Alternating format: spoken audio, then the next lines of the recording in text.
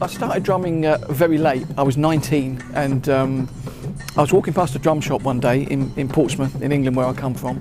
Not Portsmouth, Massachusetts, of course. And there was a sign in the window, drum lessons, £5. So, I just zapped in there and thought, okay, let's try this.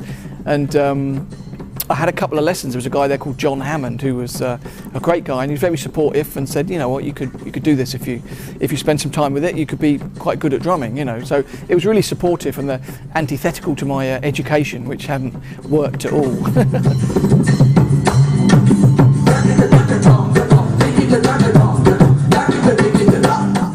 So I had a couple of lessons. I joined a punk band, a local punk band. In fact, the band, the guitarist, was so shy, he had an extra long cable for his guitar, and sometimes he would do the whole gig from the dressing room. Anyway, that's a whole nother story. But yeah, so the guy I replaced used to get really tired halfway through the songs and stop, and he, in this age of many pedals and multi-foot techniques that we see all over the place, he had a different tact, and that was to not use the bass drum at all.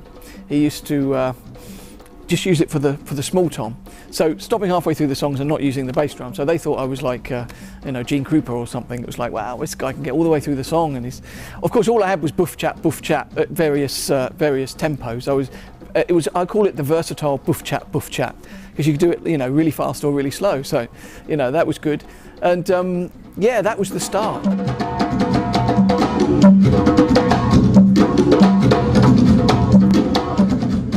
Then the transition into Indian drumming. I mean, I moved to London, probably about 2 years after that. Actually, I was working on the docks. I finished that, left there, and moved to London.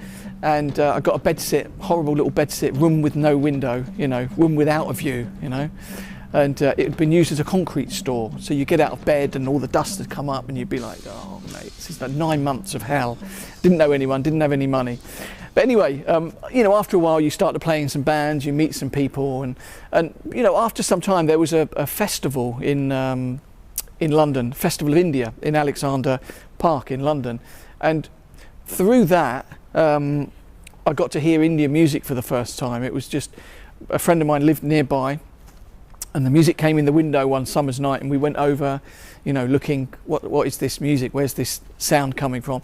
And it was Zakir Hussain, Ustad Zakir Hussain, and the late Ali Akbar Khan on an instrument called the sarod, which is an amazing instrument played with, it's like a kind of slide sort of instrument with a fretless fingerboard. Amazing.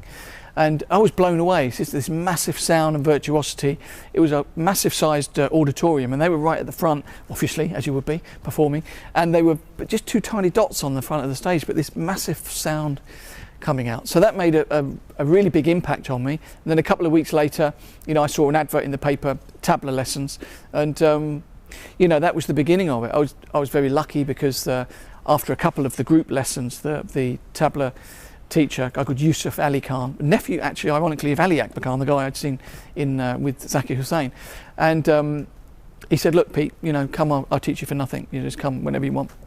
And I used to go and hang out, and he'd show me loads of stuff, and it was kind of a good introduction to Indian music. Of course, all the stuff that I learned about Indian music, including my studies on South Indian music, was all done in London.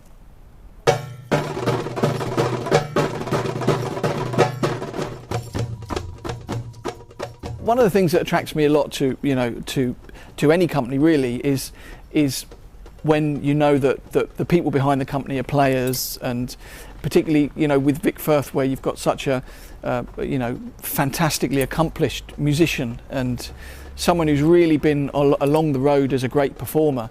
It's really important that you have this connection, that people really can understand what the instrument is, what the role of what the artist does, and it's a really important part of the relationship. So I think that's certainly one thing that's very important. Also, the idea of product control. The fact that you're going to roll all of those sticks. You could roll them from here to Miami. They're all going to roll straight, and each pair you're going to have pretty much the same weight, the same tone from the sticks. They're really important aspects, and it's not something that I can brush away the importance of at all.